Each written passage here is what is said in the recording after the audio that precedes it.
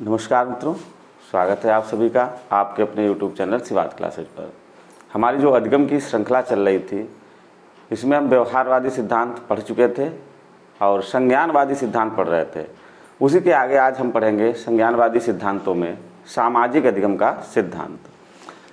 सामाजिक अधिगम का सिद्धांत, इस सिद्धांत को जो मुख्य नाम है वो यही है, सामाजिक अधिगम का सिद्धांत।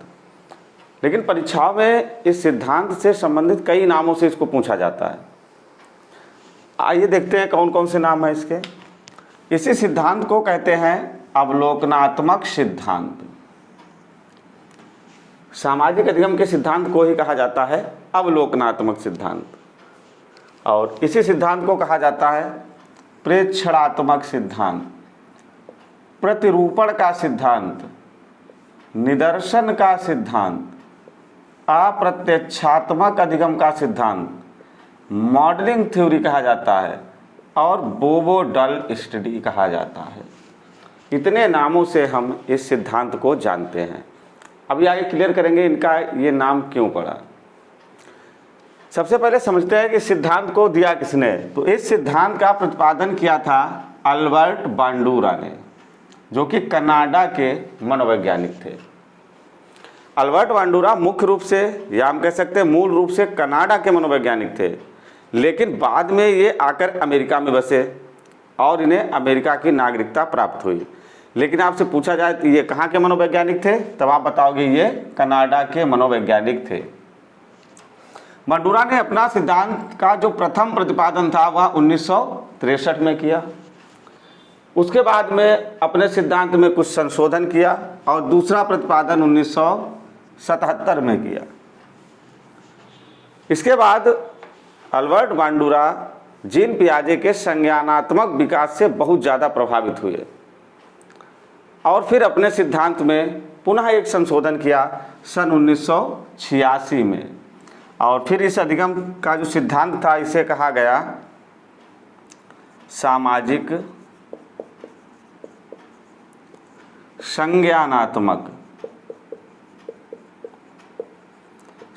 संज्ञानात्मक अधिगम का सिद्धांत। तो तीसरा संशोधन इन्होंने जीन पियाजे से प्रभावित होकर किया था 1986 में, और इसका नाम रखा सामाजिक संज्ञानात्मक अधिगम का सिद्धांत। बांडुरा की पुस्तकें बहुत महत्वपूर्ण हैं, जिनमें से पहली पुस्तक सबसे ज़्यादा महत्वपूर्ण है social foundation thought and action. Social foundation thought and action. दूसरी पुस्तक है साइकोलॉजिकल मॉडलिंग, और तीसरी पुस्तक है सोशल लर्निंग थ्योरी। ये तीनों पुस्तकें बांडुरा की बहुत ज़्यादा महत्वपूर्ण हैं। इसी पुस्तक में जो social foundation thought and action है, इसमें बांडुरा ने अपने सिद्धांत का प्रतिपादन किया, फिर उसका संशोधन किया 1977 में, और फिर तृतीय संशोधन किया 1986 में। अब इन तीन जो सन दिए गए हैं, इनमें से कौन सा आपको लिखना है। यदि पेपर में पूछा जाए तब आपको लिखना है 1977। बांडुरा ने अपने सिद्धांत का प्रतिपादन कब किया, तो आप बताओगे बांडुरा ने अपने सिद्धांत का प्रतिपादन सन 1977 में किया।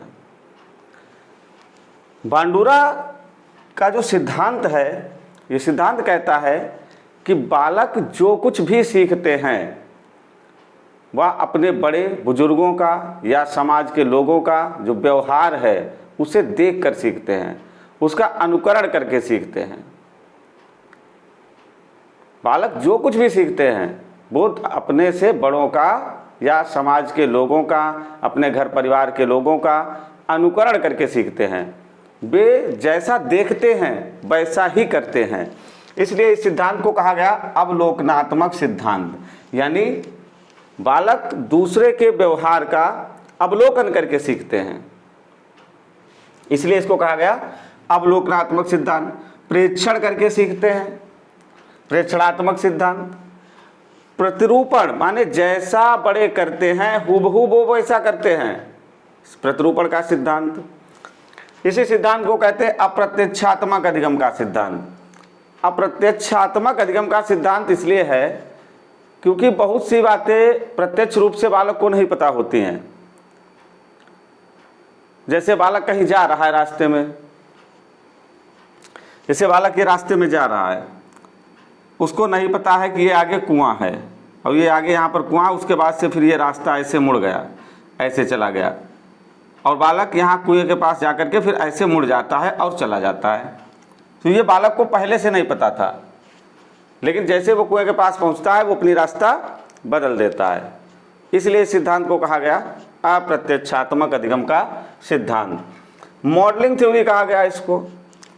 सभी का कोई न कोई एक मॉडल होता है। मॉडल का मतलब है कोई न कोई एक आदर्श होता है। बालक जिसे देखकर अपना कार्य करता है, वो अच्छा करेगा तो वो अच्छा करेगा, मॉडल उसका बुरा कार्य कर रहा है तो वो भी वैसे ही करने लगेगा। इसलिए इस सिद्धांत का नाम है मॉडलिंग थ्योरी। और सामाजिक अधिगम का सिद्धांत इसलिए नाम पड़ा क्योंकि इन्होंने सन 1986 में जीन पियाजे के सिद्धांत में जीन पियाजे के सिद्धांत से प्रभावित होकर अपने सिद्धांत में परिवर्तन किया और उसका नाम दिया सामाजिक संज्ञानात्मक अधिगम का सिद्धांत। सामाजिक संज्ञानात्मक अधिगम का सिद्धांत। बांडुरा को सामाजिक अधिगम का जनक भी कहा जाता है। पूछा जाए सामाजिक अधिगम का जनक, सामाजिक अधिगम का जनक किसे कहा जाता है, तब आप बताओगे बांडुरा को। बांडुरा को सामाजिक अधिगम का जनक भी कहा जाता है क्योंकि सबसे पहले बांडुरा ने ही बताया कि सामाजिक अधिगम कैसे होता है। बालक दूसरों का अनुकरण करता है, उसकी नकल करता है और जैसा वह समाज में, घर में, परिवार में देखता है वैसा ही कार्य करता है। बांडुरा के अनुसार प्राणी जो भी सीखता है वह दूसरों की नकल करके सीखता है, उनका अवलोकन करके सीखता है। यही इस सिद्धांत की मूल थ्योरी है। बांडुरा कहते हैं कि प्राणी समाज के जो मान्य व्यवहार हैं उनको तो अपनाता है और जो अमान्य व्यवहार हैं उनका त्याग कर देता है। देखिए, समाज में दो प्रकार के व्यवहार हैं। पहले प्रकार का व्यवहार है मान्य व्यवहार, दूसरे प्रकार का व्यवहार है अमान्य व्यवहार। जैसे चोरी करना, ये कैसा व्यवहार है? ये अमान्य व्यवहार है। समाज इसको परमिशन नहीं देता है आप चोरी करें, आप झूठ बोलें। तो इस प्रकार के व्यवहार को प्राणी त्याग करता है और जो मान्य व्यवहार हैं उन सभी व्यवहारों को अपनाता है। तो इस प्रकार से बांडुरा ने कहा कि प्राणी जो कुछ भी सीखता है वह दूसरों की नकल करके, उनका अनुकरण करके, उनको देख करके सीखता है।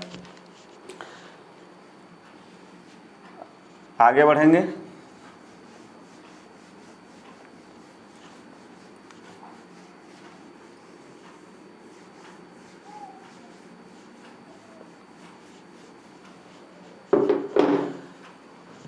बांडुरा के अनुसार एक बालक में होने वाला सामाजिक अधिगम 4 सोपानों पर निर्भर करता है। कोई भी बालक जब सामाजिक अधिगम कर रहा होगा तो 4 सोपानों से उसे गुजरना पड़ेगा। पहला सोपान है अवधान। अवधान, अटेंशन।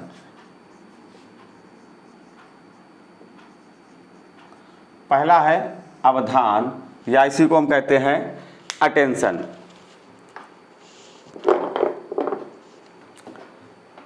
जैसे अभी सिद्धांत का हमने नाम बताया मॉडलिंग थ्योरी। तो बालक किसी न किसी व्यक्ति को इस समाज में अपना आदर्श मानता है, मॉडल मानता है।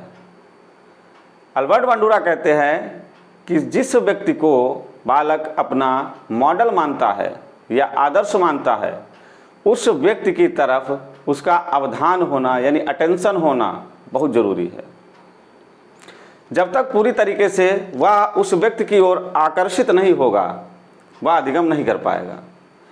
क्योंकि जो आदर्श है जिस बालक का, वो किस समय क्या कर रहा है, आपका ध्यान पूरी तरीके से उस पर होना चाहिए। तभी आप उसके अच्छे और बुरे कार्यों में अंतर कर पाएंगे और वो जो कर रहा है उसके अनुसार आप सीख पाएंगे। दूसरा बताया धारण, या धारण को स्मृति भी कहते हैं। धारण, इसको हम स्मृति भी कहते हैं, मेमोरी। धारण, स्मृति या मेमोरी। बालक जिसे अपना आदर्श मानता है, जिस व्यक्ति को, उसके व्यवहार, पहले तो बताया कि अवधान होना बहुत जरूरी है, यानी उसकी ओर आकर्षण होना बहुत जरूरी है। जब बालक का आकर्षण हो गया तो उसकी जो मूलभूत क्रियाएं हैं उनको अपनी मेमोरी में सहेजना भी बहुत आवश्यक है। अवधान होना भी बहुत जरूरी है। अगर वह अवधान नहीं कर पाएगा तो बालक कदाचित सीख नहीं पाएगा। तीसरा बताया अनुकरण।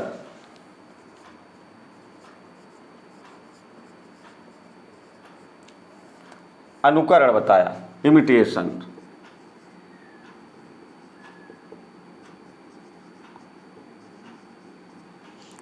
इमिटेशन बताया।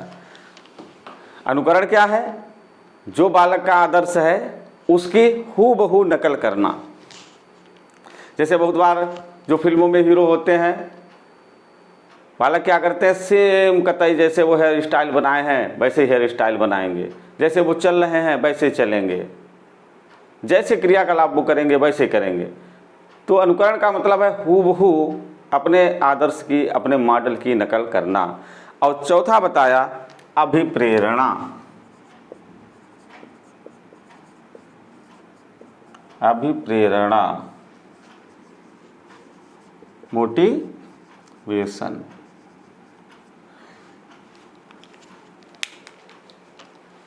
बालक अगर अभिप्रेरित नहीं है, अभिप्रेरणा नहीं है उसके अंदर, तो भी वह अधिगम सही से नहीं कर पाएगा।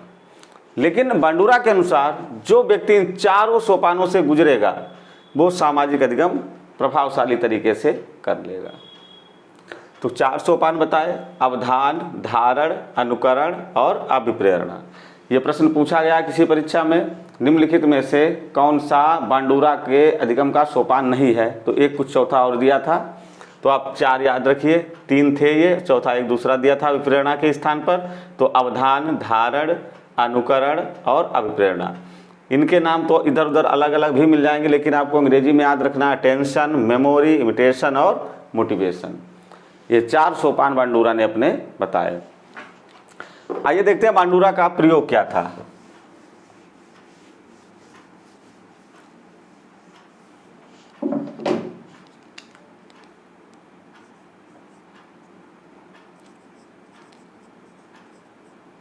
प्रयोग, बांडुरा ने अपने सिद्धांत को समझाने के लिए 2 प्रयोग किए। प्रयोग नंबर 1 और प्रयोग नंबर पहला जो किया था वह किया था निर्जीव गुड़िया पर। निर्जीव गुड़िया, या इसको वहां पर जहां इन्होंने प्रयोग किया उसे गुड्डा कहा गया अमेरिका में, और उसका नाम था बोबो डॉल। भारत में इसको गुड़िया कहते हैं और वहां पर उसका नाम था बोबो डॉल। तो पहला प्रयोग किया था बोबो डॉल पर, यानी निर्जीव गुड़िया पर।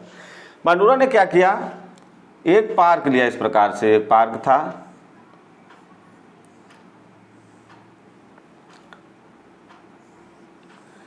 इसमें इस प्रकार से आने जाने के रास्ते बने थे, और यहां पर बांडुरा ने उस बोबो डॉल को रख दिया और कैमरा लगा दिया, जिससे उसकी रिकॉर्डिंग प्रारंभ हो गई। एक महिला इधर से आती है, यहां से मान लिया एक ये महिला आती है, और वो महिला इस गुड़िया से टकरा जाती है। महिला जैसे गुड़िया से टकराती है वो गिर पड़ती है। जब महिला गिरती है तो उठती है, उसके बाद में उस गुड़िया को उठाती है और 2-3 उस गुड़िया के मार देती है, और भला बुरा कहती है, अपशब्दों का प्रयोग करती है, बकते हुए चली जाती है। इस पूरे दृश्य को अल्बर्ट बांडुरा ने अपने कैमरे में कैद कर लिया, एक फिल्म बना ली उसकी। उस फिल्म को ले जाकर के बांडुरा ने एक विद्यार्थियों के समूह को दिखाया। कक्षा में, पूरे कक्षा में एक विद्यार्थियों के समूह को दिखाया, पूरी फिल्म चली। जैसे फिल्म स्टार्ट हुई, पार्क दिखाया गया, गुड़िया दिखाई गई, एक महिला आती है, गुड़िया से टकरा जाती है, वह गिर पड़ती है, फिर गुड़िया को उठाती है, फिर गुड़िया के 2-3 मारती है और अपशब्द कहती है और भला बुरा कहने के बाद में वो फिर चली जाती है। ये विद्यार्थियों के जिस समूह को वांडूरा ने दिखाया, उसके बाद में उन्हीं विद्यार्थियों को ले जा करके वांडूरा ने इसी पार्क में छोड़ दिया और वो गुड़िया रख दी। तो सभी विद्यार्थियों ने उस गुड़िया के साथ वैसा ही व्यवहार किया जैसा कि उस महिला ने किया था। तो वांडूरा ने निष्कर्ष निकाला कि प्राणी समाज में जो भी सीखता है वह दूसरों के व्यवहार को देख के सीखता है, उनकी नकल करके सीखता है। एक प्रकार का प्रयोग और किया। इसी गुड़िया के साथ में एक कमरे में गुड़िया रख दी और एक बालक को, उसमें एक बालक जाता है उसके अंदर, और ये 5-7 मिनट की कोई क्लिप थी, वो बनाई, रिकॉर्डिंग की इसकी। बालक जाता है और बहुत ही हिंसात्मक तरीके से उस गुड़िया पर अटैक करता है, गुड़िया को मारता है, पटकता है। ये पूरी फिल्म बनाई उसने। उसके बाद में एक व्यक्ति उस कमरे में जाता है, वो उसके इस कार्य पर उसे इनाम देता है, तुमने बहुत अच्छा किया।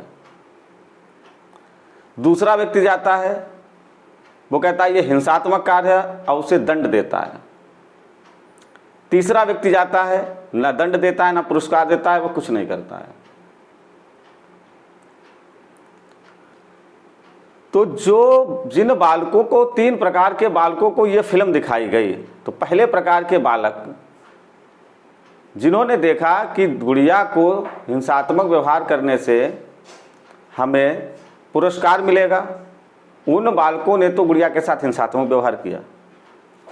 जिन्होंने देखा कि हमें दंड मिलेगा, उन्होंने गुड़िया के साथ हिंसात्मक व्यवहार नहीं किया। जिन्होंने देखा कि कुछ नहीं हुआ, तो उन्होंने अपने अपने अनुसार व्यवहार किया। वांडूरा ने निष्कर्ष निकाला कि प्राणी जो कुछ भी सीखता है वह समाज में लोगों को व्यवहार का अनुकरण करके सीखता है। लेकिन इस सिद्धांत को मान्यता नहीं दी गई और उसका कारण ये था, ये गुड़िया निर्जीव थी। मनोवैज्ञानिकों ने आपत्ति उठाई कि ये निर्जीव गुड़िया थी, ऐसा हो सकता है कि बालक ऐसा ही करे निर्जीव वस्तु के साथ। तो वांडूरा ने अपना दूसरा प्रयोग किया।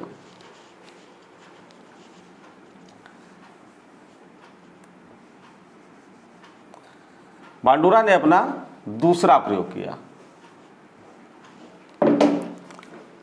प्रयोग नंबर 2। उसी पार्क में अगला प्रयोग जो था वह था जीवित जोकर पर।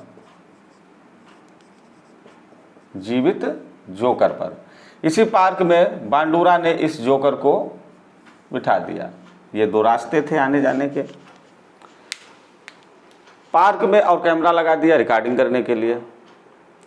पार्क में जो लोग आते थे वो इस जोकर से कोई हाथ मिलाता था। जैसे आपने देखा मिक्की माउस में खड़े रहते हैं, खूब फूले फूले, तो बच्चे जाते हैं उनके घूंसा मारते हैं, कोई हाथ मिलाता है, कोई सेल्फी उनके साथ खींचता है। तो इस प्रकार की क्रियाकलाप जो थे वो इस पार्क के अंदर शुरू हो गए।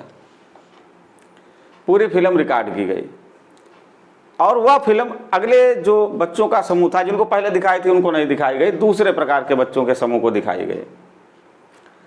और उसके बाद में उन बच्चों को ले जाकर के पार्क में छोड़ दिया गया।